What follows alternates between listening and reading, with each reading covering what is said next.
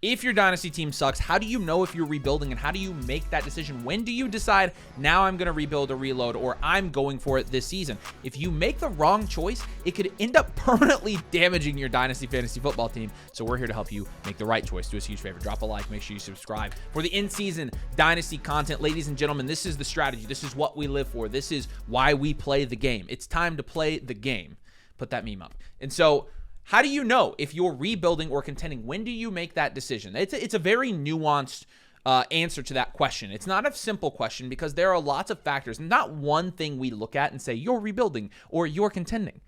There are a lot of factors that go into it. When we're looking at a roster, a lot of times what we're looking at is, okay, how does your roster project the rest of the season? Okay, if we butt this up against our redraft rankings, how would your team rank as a redraft team compared to the rest of these teams in the league? How slow of a start is your team off to compared to what we expect from them for the rest of the season? How many points have you scored compared to the rest of your league? How many max points for do you have? So how good are you at starting or sitting players? Is it just that you've been starting the wrong guys? Okay. How many points against do you have? Have you just been getting unlucky? All of these are questions. So we just asked 6 different questions that all combine into the one big question. Am I rebuilding or am I contending?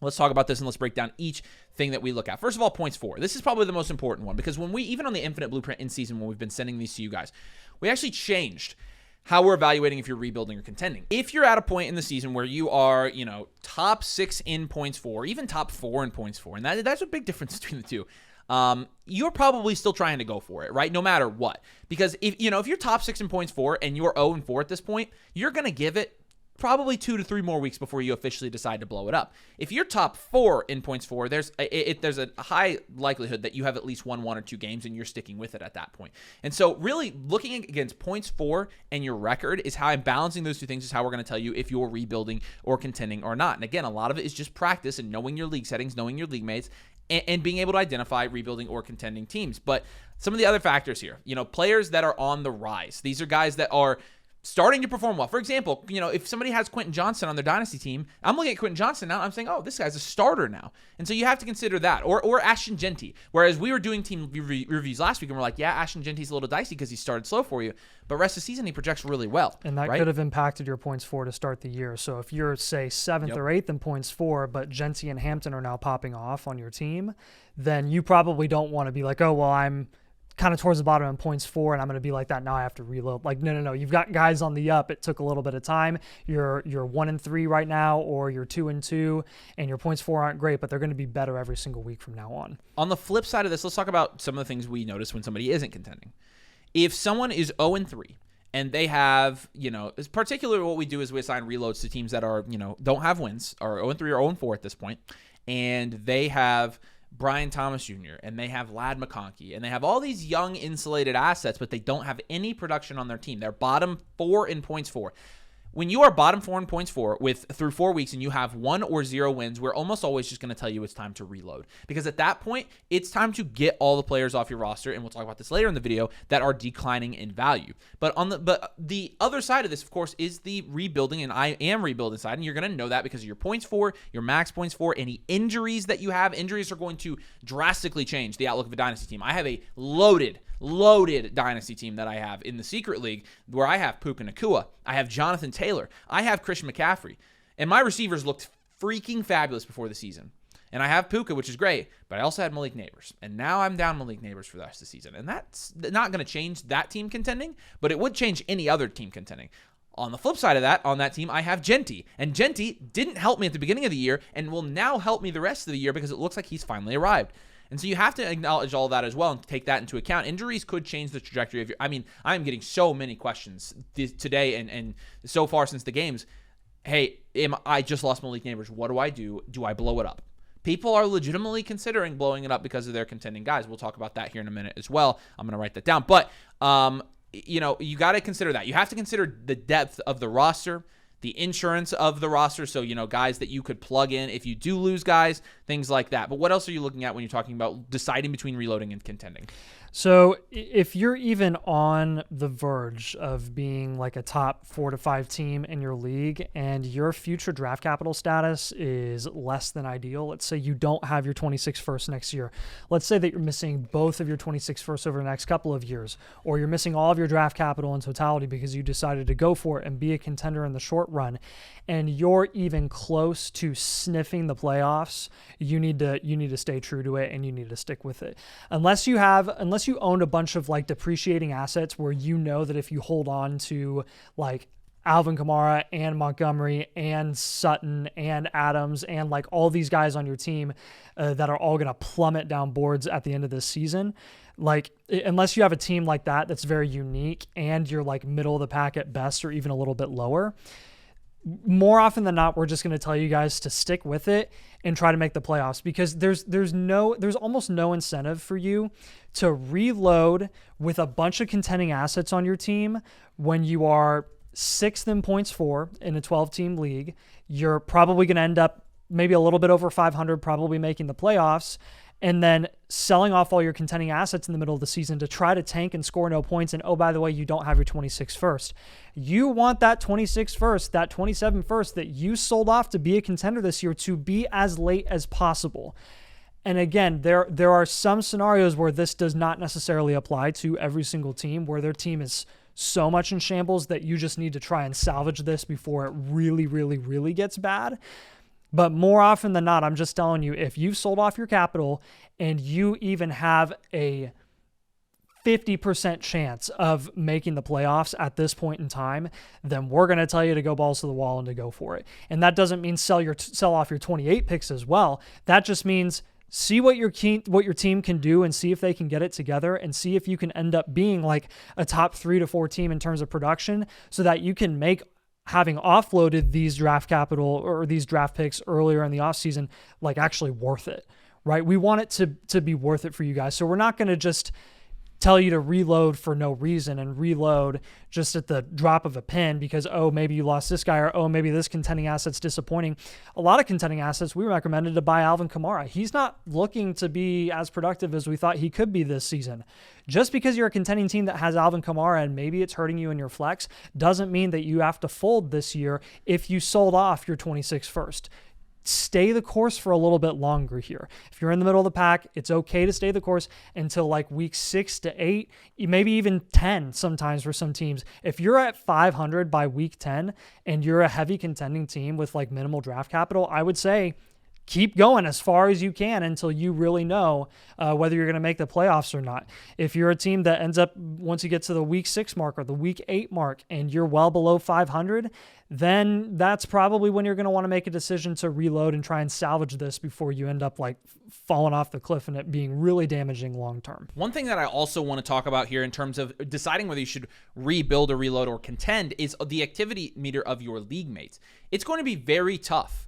If you have a mediocre team, but you know that you can't trade any of your players to your league mates anyways, regardless of contention status, you might as well hold and contend at that point.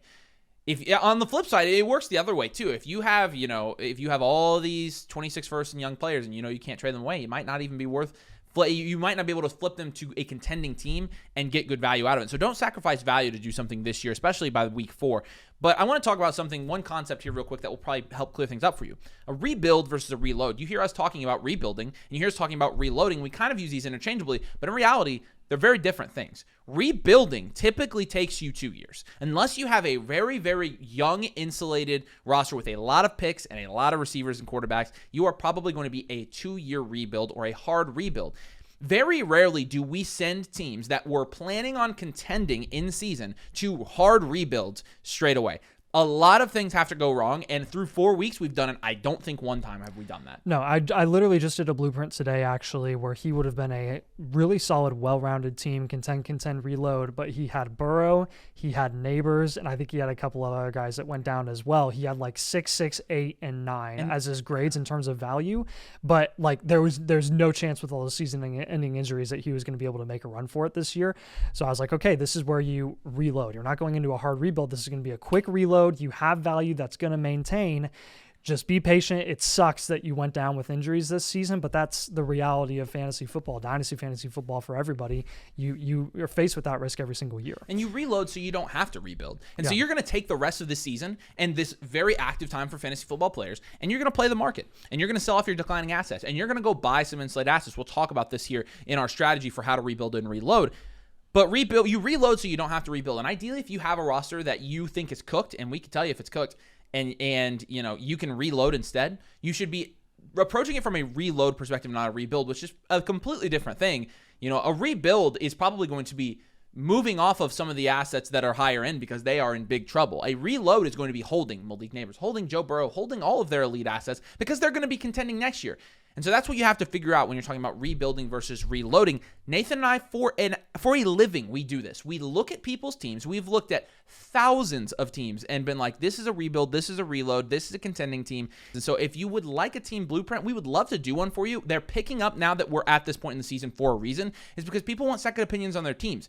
So there's not been a better time to come join the community and get a team blueprint, because we'll start off, this whole process starts with Nathan and I taking a look at your team. We can give you a full team blueprint on it. And then after you get your review, you're going to get infinite blueprint every week. So if you're a rebuild or a reload, you're going to get new trade targets every week. You're going to get somebody on your team that you should offload. If you have an offload candidate, you're going to get that every week.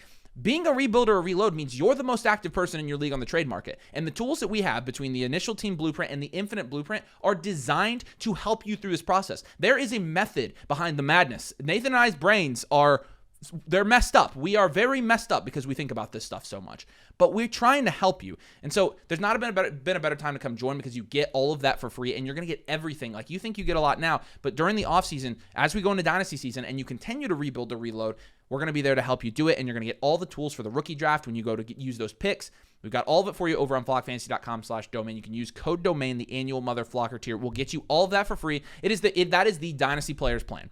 Annual Mother Flocker tier. You have to use our code to unlock it, code domain. But then Nathan and I become responsible for making sure that we're helping you adequately rebuild or reload or even contend on your Dynasty team. So if you're looking for a second opinion, if you're looking for strategy points, if you're looking for trade targets, if you're not sure, come join the community. Not only do you have Nathan and I at your disposal, you have our entire Dynasty community, and it is big and it is full of players that are so sharp. A lot of people in our Dynasty community are better at Dynasty than I am at this point. And so you should come join them, and you should be a part of the community as well. And so check that out. I got the link in the pinned comment. A couple common questions that we get that I wanted to answer here real quick. Okay. I'm rebuilding now. My team sucks. I'm rebuilding. So do I need to just sell off all my contending assets to get the 101? Gosh, no. Do you want to know we've been doing this now for 3 years, and one of our first videos ever that had any traction at all. Do you know which one I'm talking about? Bijan Robinson is ruining fantasy football, Dynasty fantasy football teams. Yeah, and what was the whole premise of that video? Basically that the 101 gets so overvalued to a point where the payoff that you get from the selection that you end up making at the 101 doesn't even meet what it costs for you to achieve it. It sends you tanking hard for the 101 and sending off all of your productive assets will send you into a hard rebuild. Yes. And so that's what we're trying to avoid here. We're trying to reload. If you can reload, why would you don't need the 101? Why would you sacrifice reloading to put yourself in a position to compete again in 2026 and 2027 just to get the 101 so that maybe you're contending by 2027? And look at the guys you got outside of the 101 last year. Omarion Hampton. Emeka Egbuka. Tet McMillan. Emeka Egbuka is the 101 right now if we redrafted according to Keep Trade Cut Dynasty values. Yep. And you didn't even get him in the first 5 picks this year. Having the 101. Tyler Warren, Quinshon Judkins falling to the mid-second. And believe me, there is an inherent advantage to having the 101 if you can swing it. You get a guy that's going to come in and be a top 2-round Dynasty pick. That can change your entire team from a value standpoint. Well, for the value upside of the pick alone heading into the offseason. But to destroy your team to go for the 101 is the worst idea you could ever have. You're trying to avoid rebuilding. Don't send your team into a rebuild trying to go for the 101. Do I blow it up over one player? To the people who have been asking you, I lost Malik Nabers this week. What are you telling them to do? Because a lot of people have lost Joe Burrow. Well, I mean, I do like to analyze their team. If you've lost multiple players to season-ending injuries, if James Conner was a big, significant flex option for your team, and Joe Burrow was your quarterback 1, and your QB2 is Tua, and your QB3 was Russ, then you're probably not looking really good for the rest of the season. But if you lost Malik Nabers and you have solid grades across the board and you have the depth to compensate at wide receiver and your flex isn't going to be as strong, but it's still going to be competent for the rest of the year, why not just wait a few more weeks, like at least? So that's generally what we're going to say. Do you blow it up over one player immediately after they go down with an ACL? 9 times out of 10, no. But 9 times out of 10, I do tell them, you probably want to wait a few more weeks, because I can't guarantee that you're going to be a top contender after you lose Malik Nabers for the rest of the season. He's a cornerstone. He's a top 12 pick in Dynasty Fantasy Football for a reason, because he matters and he's pivotal to a lot of teams' success, but he's not the only reason that you can have success on your team if you hit on other guys. He's also not irreplaceable. There are guys that are producing at similar levels of Malik Nabers that are significantly cheaper because you play. This is the advantage of playing in a dynasty team. Malik Nabers' injury doesn't ruin your dynasty team, right? He's also not untradeable right now because he is so insulated at this point. I've got people offering me Bowers for him, London. Like, I'm going to move him probably. If you want to move Nabers for a guy like Amon-Ra St. Brown as a contending team, that makes so much sense for you, and it makes so much sense for the team that's already deciding to rebuild or reload because their team is lackluster at this point. So that's also a thing that you could do before you look at blowing it up over one player. See what you can get for them. I mean, that's what we've been saying with Burrow owners this whole time.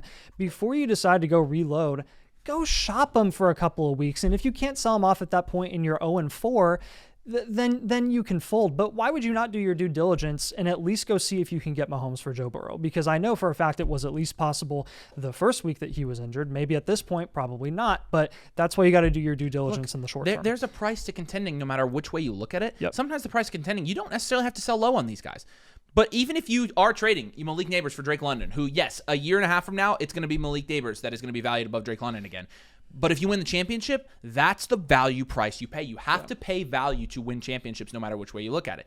Question number 3 that I get asked a long time. Do I go get my 2020 first back? If you're reloading and you sacrifice your future draft capital and it is so bad to a point where you cannot be a contender in week 4, then I would try to get your 26 first back. But look, getting your 20, I wouldn't overpay for it, but and that's the thing. If you're going to get overcharged for it, it's not that important. A lot of people overvalue, like, I have to get my 26 first back. Why is it important to own your 26 first if you're a rebuild? Let's answer that question. It's important because it gives you the flexibility to do whatever you want. You lost that flexibility and you have to rebuild anyways now. And so that advantage of having your own pick is already out the window. You're essentially just buying an asset that is going to marginally increase in value as we get to April, and then it's going to be an insulated young rookie that we're going to draft in 2026.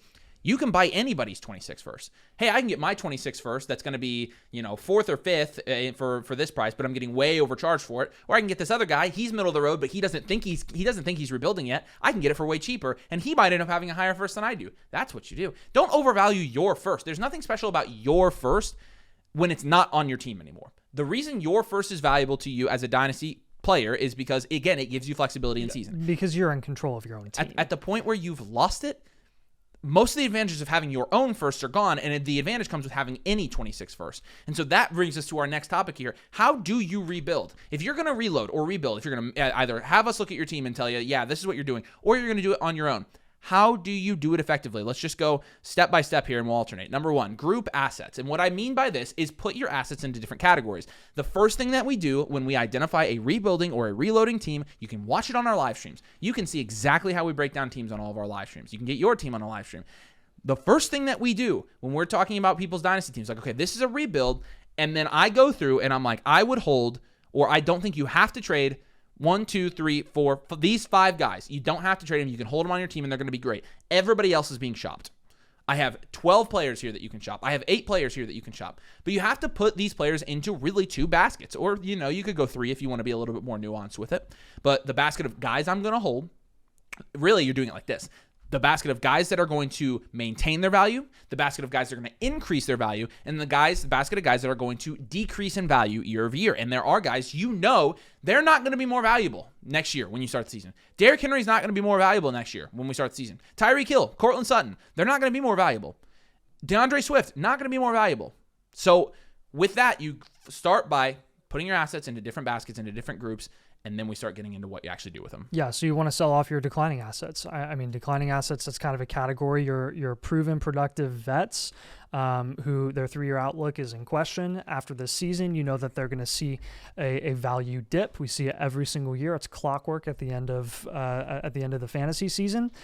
But with those declining assets, guys like Devontae Adams and Courtland Sutton, like Avery mentioned, are guys that are they're producing right now. They're scoring points. They are very, very relevant to contending teams specifically that would pay. I see a lot of 26 first going around for Devontae Adams right now, and you could not get that done this past offseason because he wasn't valued at that price, and I know for a fact he will not be valued at that price come the end of this season. So that's the type of move that I really like. I mean, talking about B-tier running backs, let's say that you have a Kyren Williams or a Josh Jacobs, and it's not working out for you right now. You're 0-4 because you're unlucky. You had Kyren, you had Burrow, and you had Nabers, and you just lost Burrow and Nabers. Like, maybe you just want to offload Kyren or a guy like Josh Jacobs because you know that they can't be valued any higher than they're currently being priced, and you go get a wide receiver in that range who is maybe trending to come back, like a Rashee Rice, maybe like a Ted McMillan, who is not producing at the level that some people expected in the first 4 weeks of the year. I mean, I'm happy about it. I don't know about you guys, but I would go take a shot on a guy like him. Okay. I would go ahead and take a shot on Xavier Worthy, who got banged up to start the year. He's bounced back and is looking pretty solid, but some people might be worried about that long term with Rashee Rice coming back.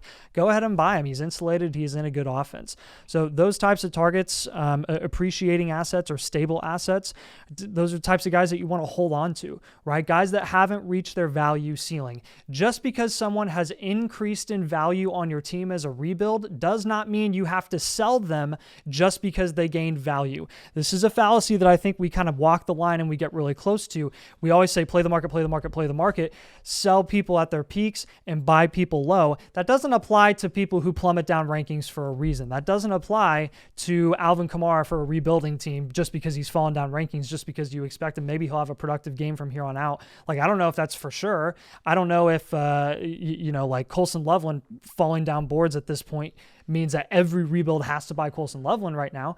I don't think that just because Scadaboo has shot up boards and Benson has shot up boards means that you have to sell off Scadaboo and Benson right now.